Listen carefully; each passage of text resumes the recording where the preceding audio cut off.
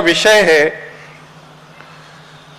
स्तोत्र साहित्य में नारी एवं लक्ष्मी की अवधारणा। और सभी पत्रवाचकों से मेरा विनम्र निवेदन है, कृपया 10 मिनट में अपनी बात पूरी करें।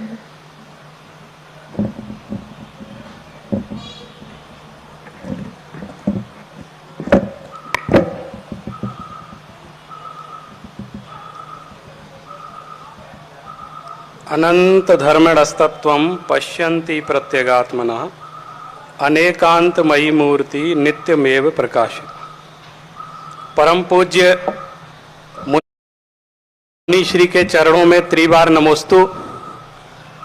आदरणीय अध्यक्ष महोदय, यहाँ मंच पर समुपस्थित सभी वरिष्ठ विद्वज्जन और इस संगोष्ठी में दूर दूर से समागत सभी विद्वद्गण, मुझे जो संगोष्ठी में पत्र वाचन के लिए विषय दिया गया वो विषय है जैन स्तोत्र साहित्य में नारी एवं लक्ष्मी की अवधारणा। जब इस विषय को लेकर मैंने कई स्तोत्रों का अध्ययन किया तो मुझे कोई विशेष सामग्री प्राप्त नहीं हुई, बल्कि कहीं कहीं उल्लेख प्राप्त हुए किस तरह से नारी, देवी, लक्ष्मी, इनको विभिन्न रूपों में उपमाओं के माध्यम से आचार्यों ने, स्तोत्र रचनाकारों ने उसका प्रयोग किया है। जैन स्तोत्र साहित्य में नारी के उद्धरण देवी, लक्ष्मी और सरस्वती के रूप में प्राप्त होते हैं। लक्ष्मी को कहीं मोक्ष के रूप में कहकर जिनेंद्र भगवान को उसका कांता कहा है, सिद्धि कांता पतिस्त्वम। इसी प्रकार सिद्धि प्रिय स्तोत्र में भी परा सिद्धि वधु ऐसा कहा गया है। जैसा कि प्रातःकाल चर्चा चल रही थी मंगलाष्टक के विषय में भी, और यह बात निरूपित हुई कि इसमें कई अंश प्रक्षिप्त हैं। वहां भी जैसे हमने देवी को मंगल के स्वरूप में भी ग्रहण किया है, और वहां पुरुषार्थ चतुष्टय के रूप में भी लक्ष्मी राश्रियते, धर्मार्थ कामान्विता लक्ष्मी राश्रियते, इस तरह देवी के रूप में वहां लक्ष्मी के रूप में उसका उल्लेख है। और सिद्धि प्रिय स्तोत्र में भी कविराज मां कहा गया है। कहीं केवल ज्ञान रूपी अंतरंग लक्ष्मी और समव शरण आदि बहिरंग लक्ष्मी के रूप में, कहीं क्या लगभग अनेक स्थलों पर इस तरह के उल्लेख हमको प्राप्त होते हैं। लक्ष्मी भर्त्रे नमोस्तुते, जिन सहस्र नाम, इस तरह अनेक स्थानों पर वो प्राप्त होता है। और समंत भद्राचार्य ने स्वयंभू स्तोत्र में भगवान के मत को, उनके मत को ही श्री अर्थात लक्ष्मी कहा है, तन्मत्त श्रियः, इस तरह कह के अपनी बात कही है। और जिन चतुर्विंशतिका में जिनेंद्र भगवान के चैत्यालय को लक्ष्मी का गृह कहा है, जैन चैत्याभिराम श्री निकेतः, इस तरह के कुछ उल्लेख मैं आपके सामने प्रस्तुत कर रहा हूं, पूरा श्लोक नहीं सुना रहा हूं। इस तरह से लक्ष्मी के बारे में जैसे हमने मंगलाष्टक में भी देखा, दिव्यो अष्टौ च जयादि, इस तरह देवियों को भी मंगल स्वरूप वहां माना गया। और सरस्वती देवी, जिन्हें जिनेंद्र भगवान की वाणी, जिनवाणी के रूप में, श्रुत परंपरा के रूप में वहां स्तुति की गई है। हम देखते हैं कि सरस्वती स्तुति के रूप में कई स्तोत्र हमको प्राप्त होते हैं, जैसे बप्प भट्ट सूरी का सरस्वती स्तुति, जिसका दूसरा नाम शारदा स्तोत्र सरस्वती कल्प है। इसी तरह मल्लिशेण विरचित सरस्वती मंत्र कल्प, श्री विजय कीर्ति प्रति प्रणीत सरस्वती कल्प, अरहत दास का सरस्वती कल्प, पंडित आशाधर जी का सरस्वती स्तोत्र आदि अनेक स्तोत्र, पूज्यपाद विरचित शारदा स्तोत्र, इस तरह अनेक स्तोत्र हमें प्राप्त होते हैं। जिनसेन स्वामी ने आदि पुराण में जहां 1008 नामों में आदिनाथ भगवान की स्तुति की है, उसमें भी जिनवाणी की स्तुति के रूप में सरस्वती के 16 नामों का उल्लेख है। प्रथमम भारवी नाम, द्वितीयम च सरस्वती, तृतीयम शारदा देवी, चतुर्थम हंसगामिनी, इस तरह करके उन्होंने 16 नाम, विदुषाम माता, वागीश्वरी, कुमारी, ब्रह्मचारिणी, जगत माता, ब्राह्मणी, ब्रह्मणी, वरदा, वाणी, भाषा, श्रुत देवी, गौरी, ऐसे गौ इस तरह से अनेक नाम उन्होंने वहां पर सरस्वती के लिए हैं। सरस्वती स्तोत्र जो अभी आदरणीय भारती जी ने जिस ग्रंथ का संपादन किया, उसमें आरंभ में जो चंदार के कोटि करके सरस्वती स्तुति लिखी गई है, उनके लेखक का मुझे अभी तक ज्ञात नहीं हो पाया, कोई हो तो मुझे बताएंगे। और लेकिन उसमें भी जिस तरह सरस्वती का वर्णन किया गया है, और हम अगर उसकी तुलना करें वर्तमान में जो मथुरा के कंकाली टीला से सरस्वती की प्रतिमा मिलती है, बीकानेर के पल्लू से, और लाडनू के जैन मंदिर में जो सरस्वती देवी हैं, उस वर्णन को पढ़ने से लगता है कि जैसे उसको देख करके सरस्वती स्तुति लिखी गई अथवा उसके आधार पर सरस्वती की देवी की कल्पना की गई। और बड़ा सुंदर वर्णन, ऐसा वर्णन आता है कि आप एक सुंदर चित्र सरस्वती देवी का बना सकते हैं उस वर्णन को पढ़ करके। केयूर हाड़ मणि कुंडल मुद्रिक अद्ययी सर्वांग भूषण नरेंद्र मुनीन्द्र वंदे मंजीर कोत्कन कंकड़ किंकिणी नाम कांचाश्च झंकृत रवेण विराजमाने अर्धेन्दु मंडित जटा ललित स्वरूपे शास्त्र प्रकाशिनी समस्त कलादिनाथे। और इसी प्रकार चिन्ह मुद्रिका जप सरा भय पुस्तिका के बहुत तरीके से उसके भाव हैं कि वो सर्वांग बाजूबंद हार मणियों के कुंडल मुद्रिका आदियों से आभूषित है, स्वर्ण के तोड़े कंकड़ घुंघरू कमरबंद झंकार करती हुई विराजमान है, अर्धचंद्र से विभूषित जटा के संयोग से उसका स्वरूप अत्यंत मनोहर है और संपूर्ण शास्त्र को प्रकाशित करने वाली है, कलाओं की स्वामिनी है, ज्ञान मुद्रा जपमाला अभयदान और पुस्तक ही उसका लक्षण है। ऐसे वर्णन काफी स्तोत्रों में किया गया है, उनके सौंदर्य का वर्णन किया गया है और इस तरह के उल्लेख काफी हमको प्राप्त होते हैं। लेकिन देखा मैंने जैन स्तोत्र साहित्य में जो देवियों के ज्यादातर प्रतीकात्मक रूप से उनका उल्लेख किया गया, जैसे हम आचार्य मानतुंग के विरचित भक्तांबर स्तोत्र के 15वें छंद में हमने देखा कि नारी स्वर्ग की अप्सरा के रूप में भगवान की विशेषताओं को जैसे वर्णन करते हैं। चित्रम किमत्र यदि ते दिशांग नाभिनीतम मनागपि मनोन विकार मार्गम कल्पांत काल मरुता चलिता चले न किम मंदरादि शिखरम चलितम कदा। तो वो स्वर्ग की अप्सराओं ने अपने हाव भाव से भी आपके चित्त को चंचल बनाने का भरपूर प्रयास किया, फिर भी आपका विरक्त मन विचलित नहीं हुआ। इस तरह से कई वर्णन मिलते हैं। हमने देखा भूपाल कवि ने जो जिन चतुर्विंशतिका नाम का स्तोत्र लिखा है, उसमें वो कहते हैं मोघीकृत त्रिदशा योषित पांग पातस्तस्य तमेव विजयी जिनराज मल्लाह। यानी देवांगनाओं के कटाक्ष पाद भी जिन्होंने व्यर्थ कर दिए हैं, ऐसे कामदेव को जीतने वाले जिनेंद्र आप ही हैं। इस तरह अनेक जगह स्त्री उपमाओं के आध्यात्मिक प्रयोग किए गए हैं और इस स्तोत्र पर पंडित आशाधर जी ने एक संस्कृत टीका भी लिखी है। स्त्री के रूप में माँ का उल्लेख करते हुए अगर हम देखें तो भक्तांबर स्तोत्र में ही ये बात कही गई, स्त्रीणाम शतानि शतसो जनयन्ति पुत्रान् नान्या सुतम तदुपमं जननी प्रसूता सर्वादिशो ददति भानि सहस्र रश्मिम प्राच्येव दिग्जनेतु स्फुरदंशुजालम। अब ये 22वां श्लोक है और इसके अर्थ को हम देखेंगे। मैं दूसरी बात, आज प्रातःकाल पूज्य मुनि श्री ने बड़ी अच्छी शंका का समाधान किया।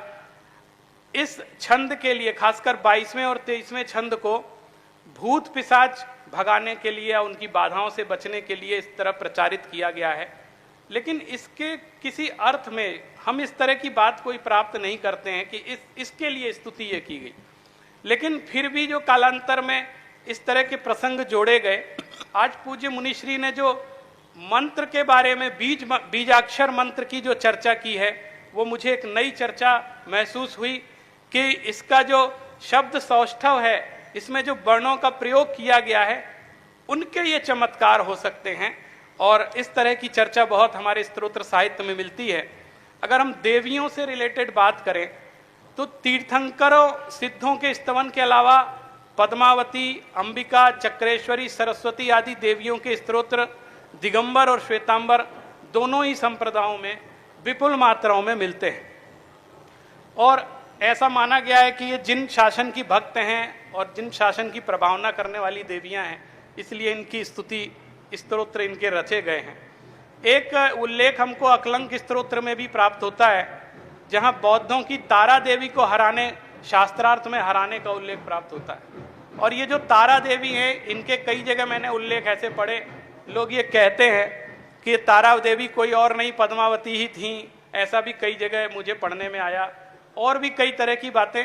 लेकिन ये 6 महीने तक बौद्धों ने इन देवी की स्थापना की थी, और ये 6 महीने तक अकलंक देव के साथ शास्त्रार्थ चला, और अंत में उनको परास्त होना पड़ा। और बड़ा अच्छा वर्णन अंत में स्तोत्र में आता है, सा तारा खलु देवता भगवती मन्यापि मन्यामहे षण्मासावधि जाड्य सांख्यम भट्टाकलंक प्रभो वाक्य कल्लोल परंपराभिरमते नूनम मनोभंजनम व्यापारम सहते स्म विस्मति मति संताड़िते तस्ततः। मने वो अंत में पराजय को प्राप्त हो गई, और वो खिसियानी बिल्ली के समान मिथ्या स्वरूप को सर्वथा विपरीत प्रतिपादन करने वाले बौद्धों के एकांत मत में ही इधर उधर किसी प्रकार से अपने मन को स्थिर करने लगी और सहने लगी। इस तरह की भी चर्चा देवियों से रिलेटेड हमको प्राप्त होती है।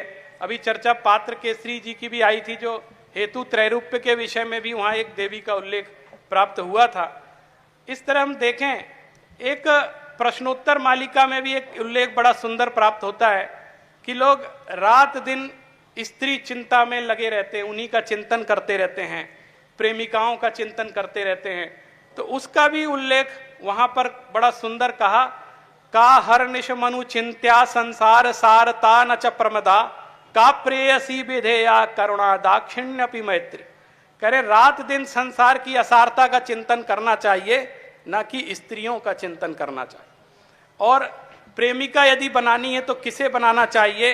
वो कहते हैं करुणा को, कुशलता को और मैत्री भाव को अपने जीवन में प्रेमिका का स्थान देना चाहिए। इस तरह देखें तो एक चर्चा ये भी रही कि मनोकामनाओं की पूर्ति के लिए भी देवियों के स्तोत्र रचे गए, और ऐसा माना जाता रहा कि वो हमारी मनोकामनाओं की पूर्ति करती हैं, और इस दृष्टि से भी उनकी स्तुतियां की गई। हम देखते हैं वो सरस्वती स्तोत्र में ही, कामार्थदायी कल हंस समाधि रूढ़े वागीश्वरी प्रतिदिनम मम रक्ष देवी, मेरी रक्षा करें। इस तरह की कामनाकृत अधिकतर स्तोत्र देवियों से रिलेटेड हमको प्राप्त होते हैं। यद्यपि ये भी हम विचार करें इस विषय पर कि जिस तरह से हमारे स्वयंभू स्तोत्र और जिनेंद्र भगवान और सिद्ध भगवान के जो स्तोत्र हैं, वो जो मुख्य धारा में सम्मिलित हो सके, उनका जो आदर समाज में है, भक्तांबर स्तोत्र, कल्याण मंदिर स्तोत्र आदि का, तो जो देवियों से संबंधित स्तोत्र हैं वो उतनी महत्ता को प्राप्त नहीं कर पाए, या उनको उतना सम्मान नहीं प्राप्त हो पाया, वो समकक्ष नहीं आ पाए। उसका बहुत बड़ा कारण ये था कि उसमें लौकिक कामनाओं की ही प्रधानता थी, आध्यात्मिकता गौण रही है। ये कारण एक मुझे समझ में आता है। और जैसा कि हमारा जैन धर्म कामना प्रधान धर्म नहीं है, यहाँ कामनाकृत दान पुण्य कुछ भी किया जाए वो व्यर्थ माना जाता है, और एकमात्र मोक्ष की कामना से और अपनी शुद्धात्मा की अनुभूति की कामना से, स्वयं को जानने की भावना से भगवान के गुणों का स्तवन जो किया जाता है, वही मोक्ष का कारण मुख्य रूप से बनता है। इसलिए इस तरह के जो लौकिक प्रतिपादन रहे वो कभी मुख्य धारा में सम्मिलित नहीं हो पाए, वो गौण रूप से ही प्रचारित प्रसारित होते रहे। मैं चूंकि समय हो गया है, मैं अपनी बात यहीं कहकर अपनी वाणी को विराम देता हूं। जय जिनेंद्र।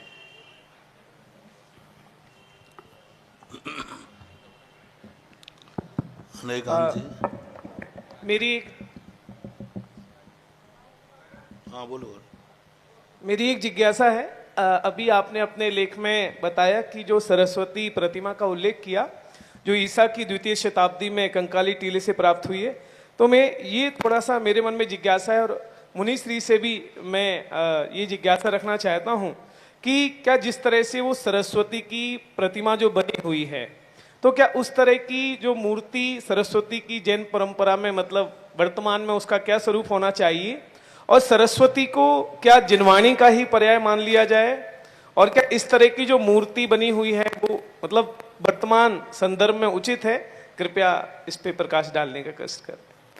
देखिए, मेरी दृष्टि में जो सरस्वती से संबंधित जितनी भी बातें हमको प्राप्त होती हैं, मुख्य रूप से वो श्रुत देवी के रूप में, जिनवाणी के रूप में ही हमको प्राप्त होती हैं। कोई पर्टिकुलर अलग से देवी के रूप में ऐसा वर्णन मुख्य रूप से प्राप्त नहीं होता है। और दूसरा जो मूर्ति प्राप्त होती है वो तो पुरातत्व का विषय है। मथुरा के कंकाली टीले की भी जो मूर्ति है और उसके बाद जो दूसरी मूर्तियों का उल्लेख मैंने किया उसमें उस तरह का विकास देखा जाता है। लेकिन इस संबंध में मेरी भी एक जिज्ञासा ये रही, हंस गामिनी इस तरह के जो नाम हैं और वो पूरे जो वैदिक परंपरा में जो सरस्वती है उनके रूप में वर्णन प्राप्त होता है। जैसे जो वर्णन पढ़ के लगता है कि बहुत सारी विशेषण और बहुत सारी चीज़ें उनसे रिलेटेड हैं और कुछ ही चीज़ें हैं जैसे जाप मुद्रिका, हाथ में जिनवाणी और मस्तिष्क पर तीर्थंकर की प्रतिमा, इस तरह से हमको प्रतिभासित होता है कि जैन सरस्वती है। बाकी और कोई लक्षण इस तरह के नहीं समझ में आ रहे हैं। सर, अभी आपने कहा कि कुछ देवियों के नाम बोले, फिर आपने कहा कि ये जैन धर्म की प्रभावना करने वाली हैं, फिर दूसरी तरफ आपने अकलंक स्वामी वाली घटना सुनाई कि जो तारा देवी हैं उसको कुछ लोग पद्मावती भी बोलते हैं। तो फिर वो जब जैन धर्म की प्रभावना करने वाली हैं तो फिर वो शास्त्रार्थ क्यों करती नहीं अकलंक स्वामी से ही? क्योंकि वो तो जैन धर्म के विपरीत ही उनका शास्त्रार्थ हुआ होगा। नहीं, मैं तारा देवी को जैन धर्म की प्रभावना वाला नहीं कहा है। नहीं, आपने तारा देवी को पद्मावती का रूप माना है कि कई आचार्यों, खासकर उसमें कुछ श्वेतांबर आचार्य से बोले वो जो तारा देवी थी ना वो कोई और नहीं, पद्मावती थी, वही थी। इस तरह के मैंने बेबुनियादी डिस्कशंस मैंने देखे हैं, तो मैंने सिर्फ उसकी चर्चा की है, उसके कोई विशेष आधार हमको नहीं मिले। इसी से जुड़ा हुआ मेरा प्रश्न है, आपने अपने आलेख में भाई साहब ये कहा था कि इन देवियों के अनेक स्तोत्र लिखे हैं और मिलते भी हैं भट्टारकों की परंपरा में लिखे हुए, लेकिन जब हम यहाँ स्तोत्र साहित्य पर इतनी गंभीर चर्चा कर रहे हैं तो हमारा जो स्तुत्य है उसी के लिए स्तोत्र लिखा जाता है। तो क्या इसकी भी समीक्षा आपके द्वारा यहाँ की गई कि ये स्तोत्र किन परिस्थितियों में लिखे गए और हमारे लिए ये स्तोत्र पठनीय है या हमारे स्तोत्र की कोटि में इन्हें रखा जा सकता है या नहीं रखा जा सकता है? एक तो इनका साहित्य में स्तोत्र नाम से ही उल्लेख प्राप्त होता है, तो इसमें तो इनको स्तोत्र कहा जाए या ना कहा जाए इस विषय पे मैं कुछ नहीं कह सकता, क्योंकि उनका साहित्य में उल्लेख स्तोत्र नाम से ही प्राप्त। दूसरा, देवियों का स्तोत्र मुख्य रूप से वैदिक परंपरा में अधिक प्रसिद्ध रहा है और मुझे ऐसा लगता है कि बहुत कुछ उसका प्रभाव हमारे यहाँ देवियाँ खोजने की कोशिश की गई हैं कि कैसे भी करके जो परमत में देवियों का उल्लेख है और उनकी पूजा है और हमारे जो श्रावक हैं वो उस तरफ आकर्षित हो रहे हैं, तो अपने यहाँ भी कुछ इस तरह से रचनाएं की जाएं ताकि लोग अन्य मत की देवियों को ना मानकर अपनी देवियों को स्तोत्र में लें। इस तरह के कारण से ये विकास हुआ होगा, ऐसा मुझे प्रतीत होता है। भाई साहब, उससे लाभ क्या हुआ? मुझे तो लगता है हानि ज़्यादा हुई है, और अगर वो थोड़ा बहुत लाभ देखें तो वो यही कि वो दूसरे मत में ना चले जाए इस कारण किया होगा, लेकिन दूसरी जगह से बचा के इधर गड्ढे में गिरा देना ये भी कोई विशेष भाई साहब सरस्वती जी की प्रतिमा के संबंध में कुछ और है। जैसे आचार्य श्री जी ने भी शारदा स्तुति जो प्रारंभिक समय में लिखी थी उसमें भी ऐसा ही कुछ वर्णन है। साथ ही साथ इसमें और जब चर्चा हुई थी तो समोसरण में जहाँ गणधर स्वामी विराजते हैं और शंकाओं का समाधान करते हैं, तो वो भी बोले एक प्रतिमा होती है सरस्वती जी की, उसके नीचे विराजते हैं, तो वो किस रूप में है, पूजनीय रहेगी कि नहीं रहेगी, ये सारी बातें। अब इस विषय में मुझे ज्ञात नहीं है जो आप बात कह रहे हैं। मैं समझता हूँ पूज्य मुनिश्री उस पर विशेष प्रकाश डालें।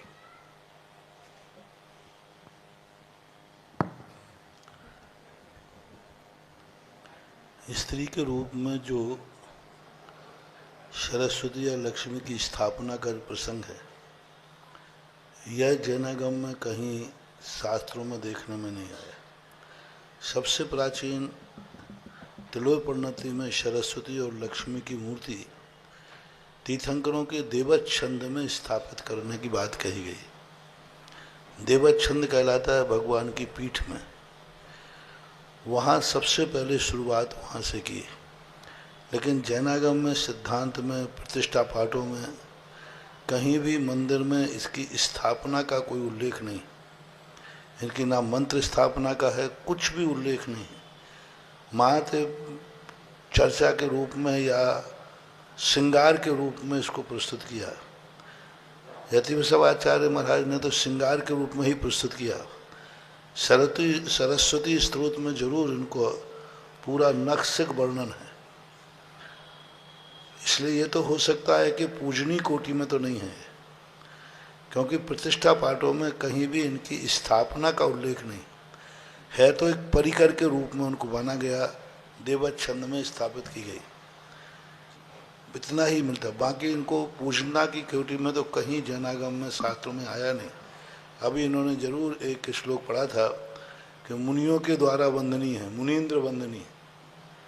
पहले शुरू में पढ़ा था कि हे सरस्वती आप मुनियों के द्वारा भी वंदनीय है। मुनीन्द्र वंद है, एक से श्लोक पढ़ा था आपने। तो ऐसे उल्लेख आते हैं तो उससे तो जिनवाणी ही प्रतीत होती है।